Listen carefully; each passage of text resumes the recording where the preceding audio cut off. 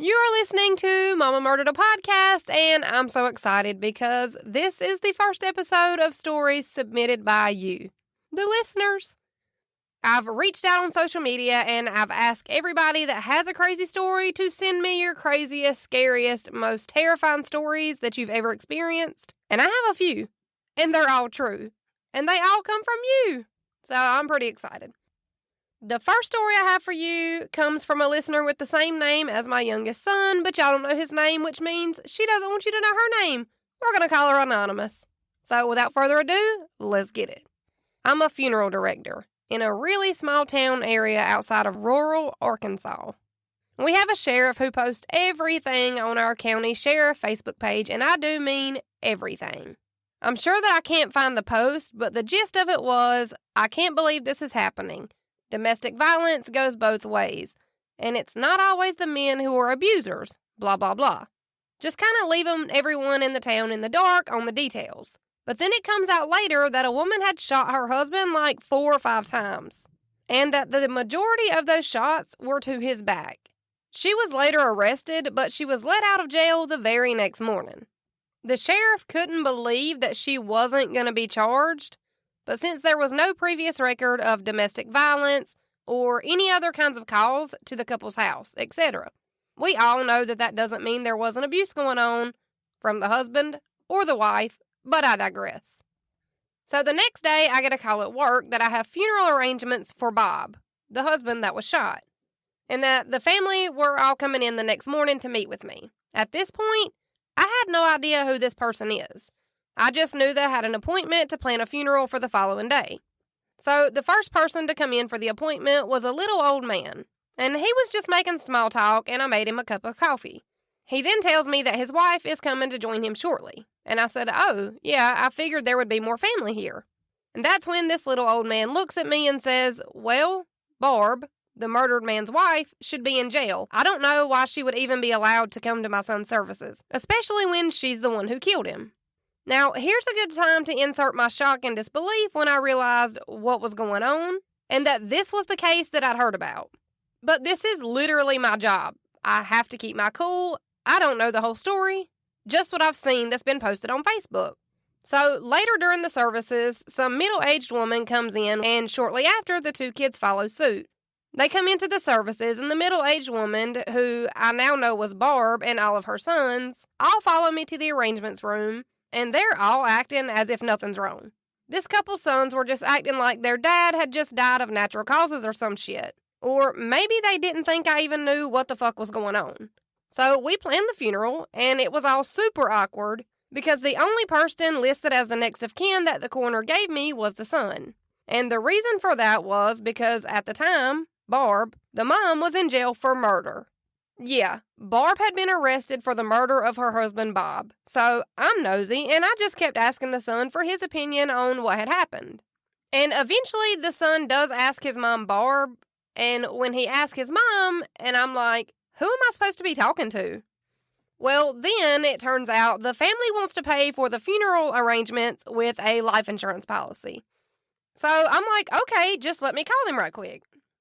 So I go into my office, and the company that the policy is with asks if it was a murder, and if so, who the suspects were, and if they'd been prosecuted yet or not. So now I have to go back and tell this family, this awkward-ass family, and I have to let them know that they'll have to come up with the money themselves out of pocket. At this point, because the life insurance company is not going to pay out this policy on a probable murder. And that they especially weren't going to pay out anything to Barb, who, by the way, was the beneficiary of Bob's policy. And they weren't going to pay that out for obvious reasons. Then comes the funeral, and it's the absolute worst. It is so awkward. And again, I have to be nice to the wife because that is my job. After all, I'm not the law, I'm just the funeral director.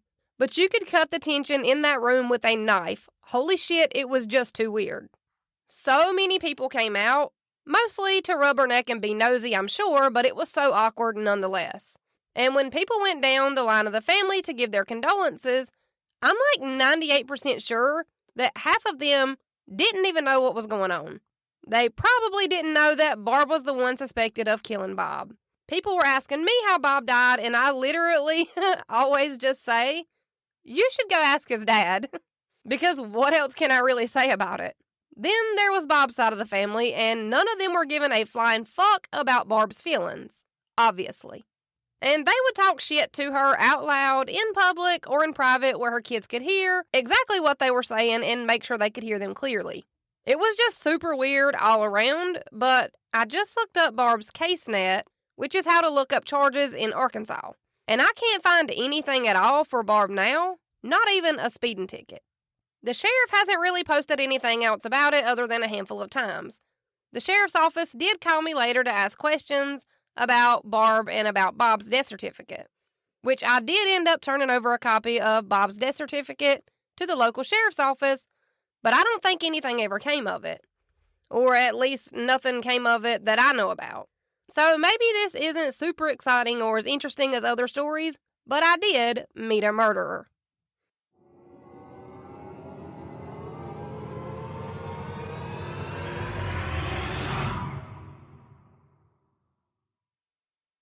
This next story is from a listener who didn't actually say if I could use their name or not, so we're going to call them anonymous as well. When I was 8, my family went camping like we always did every summer. But this time, my dad and my uncle didn't go. It was my mom, my aunt, and their 5 kids. I was the oldest, and it was a normal day. We went swimming, ate dinner, and got ready for bed. It wasn't dark yet, but the sun was starting to set. It was around 8 p.m., and our moms were asking all of us kids to get our stuff out of the car. It's important to know that we were staying in a trailer that our grandparents owned, so we weren't in tents. We all go out and around the side, and we all immediately freeze. There was a UFO across the street. We all yell for our moms, and of course, they come running. They look for a minute, and my aunt says, we should go inside. So we did. That's when my mom pointed out the fact that we had all been outside for about 4 hours, but for what felt like 2 minutes, literally. But by the time we got in, it was already midnight, and it was about 8 p.m. when we were all outside. It felt like minutes, but it had actually been hours. We left the next morning and never went back. And it wasn't until after that night that I started having what felt like dreams, or maybe it was memories. But they're always of me being on that UFO. And it's always so real that I can see my sister crying. I can see my mom and my aunt trying to console the youngest 2 that were with us there. And I still have these dreams, and it's been more than 20 years since this incident.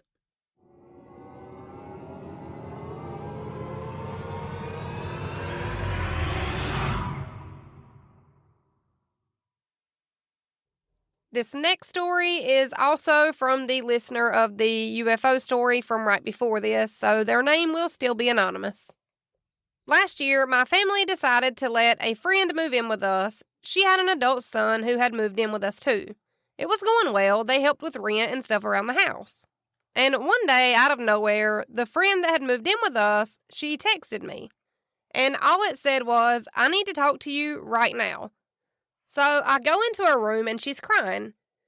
She looks me dead in my eyes and tells me, I'm so sorry. My son has been 3D printing guns and he got pulled over this morning and he shot a cop. I'm stunned and shocked, and that's when she tells me, but don't worry, he's going to turn himself in right now. Also, my son thinks the officer will be fine. He had a bulletproof vest on. I'm freaking out at this point. At the time, I had a house full of teenagers who were all getting ready for a concert. I wasn't able to get all of the kids home before the FBI showed up at my door, which was also the point when I had to call all of their parents in order to get permission to be their guardian while they were questioned by authorities. Unfortunately, the officer that was shot did not end up making it. That son's friend is now facing the death penalty, and it was all just so crazy. I had no idea that this was even going on, and I definitely had no idea that her son was capable of such horrible things.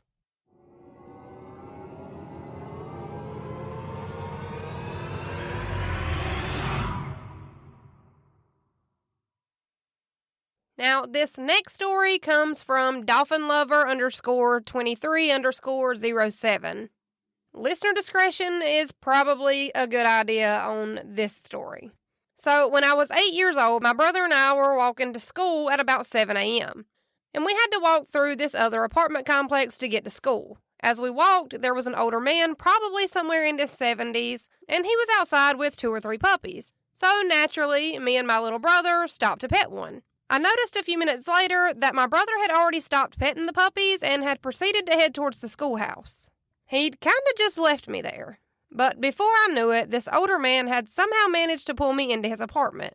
Once inside, I was told to touch him. He'd even ordered me to rub Vaseline on his penis and balls. I knew that this was wrong, so I told him I wasn't going to do that. And without warning, he slapped me several times in the face, and that's when he told me that I was, in fact, going to do exactly what he told me to do. This is when he started touching me and inserting his fingers into me. And again, I'm about 8 years old. I was then forced to get into his bed, where he would then go on to rape me repeatedly over the course of the next few hours. And this had gone on for several hours because by about 4 p.m., this older man's daughter and his granddaughter had showed up unannounced at his apartment to visit with him. When he heard the knocking and the noises of his daughter and granddaughter at his front door, he panicked. Because naturally, he didn't want them to find out about me being in his apartment, and he definitely didn't want them to find out what he had been doing to me for hours on end.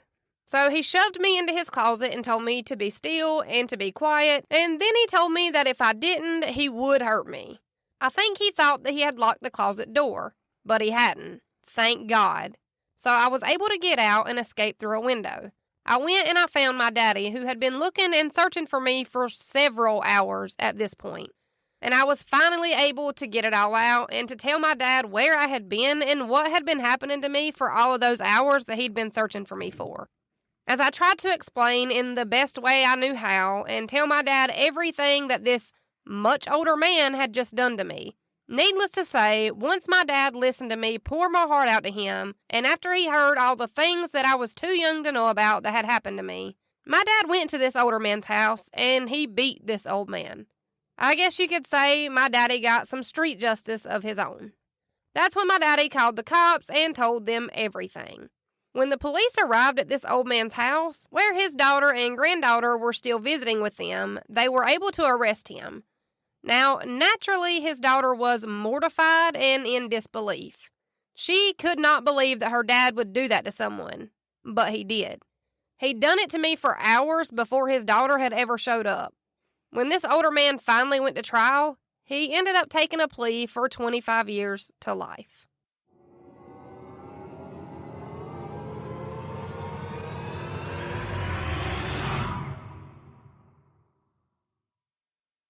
This next story is from a listener named Destiny. And the weather is not agreeing with this time of recording.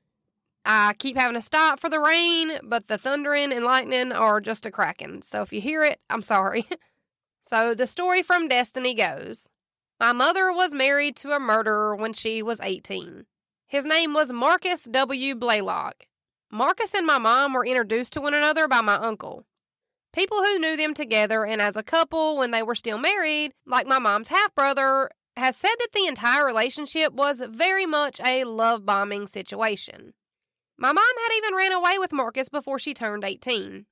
My grandma said that they were only together for about a year, and all of the information that I have about this relationship or this story is what I've been told through other family members that were there to experience it. My mom and Marcus got married in 1989, and I wasn't born until 1993. So this is all a secondhand account, but pretty factual from what I've seen and read. But what I do know is that a young woman's body was found, and the police were able to trace the murder back to my mom's husband, Marcus Blaylock, thanks to DNA evidence that had been left behind at the scene.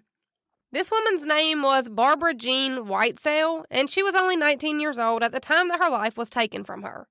I also know that Marcus had even tried to frame my uncle's cousin for the murder, and that the cops showed up at my grandma's house looking for my mom, trying to track Marcus down. Marcus also had an accomplice in this murder, a man by the name of Clifton, and there's no doubt in my mind that Marcus and Clifton were intending to make my mother their next victim. Even though my mom didn't believe that Marcus could even be capable of such heinous things, that was until he finally confessed to being the murderer. The only thing I really know about Marcus is that he and my mom married in 1989 and that he was arrested in 1990. I also know that he's serving a life sentence at a correctional facility in Oregon, which is exactly where he belongs. Barbara didn't deserve what happened to her, and I'm glad to share at least a small part of her story.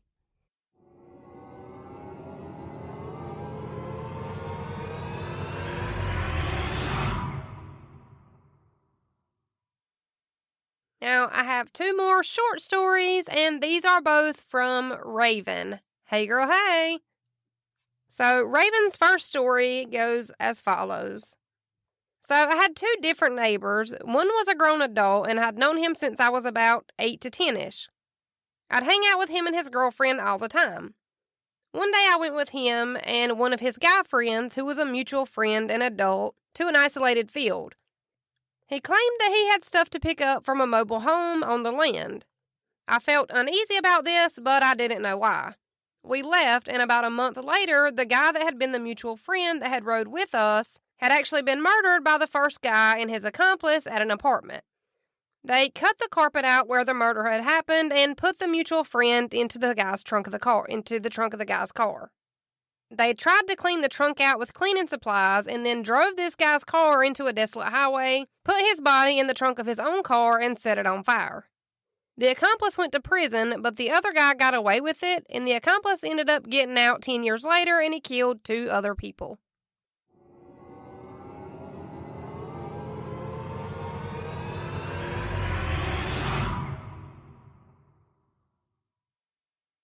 This next story is also from Raven. This guy was about 18, 19-ish years old, and I was maybe 14, 15 years old. I knew him for a few years, and myself and my best friend would go anywhere with the second guy. From random train tracks to haunted houses, he was very odd and would get mad a lot, but didn't really seem out of the norm for a teenage male. We hung out with him all the time, all hours of the night. Once he tried leaving us at train tracks, and another time he'd locked his doors at a haunted house and thought it was funny for a clown to chase me. Looking back, I guess he enjoyed seeing someone in fear. Morbid, I know. But a few years later, I saw him on the news and that he was in prison on a murder charge. He met a woman who was living on her own and had a Social Security income. They had gotten into an argument where he choked her, tied her up, tortured her, and then placed a plastic bag over her head and taped it so that she couldn't breathe. When they found him, he had been living in her home with her body in the next room for about a week. He's still in prison to this day.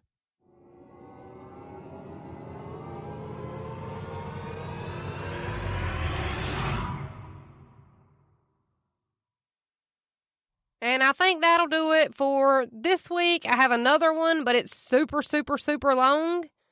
And I have a few more, but I don't want to make these too long. I don't want to make the episodes too long. So if you have something, send it to mommamurderedapodcast@gmail.com with as much detail as possible.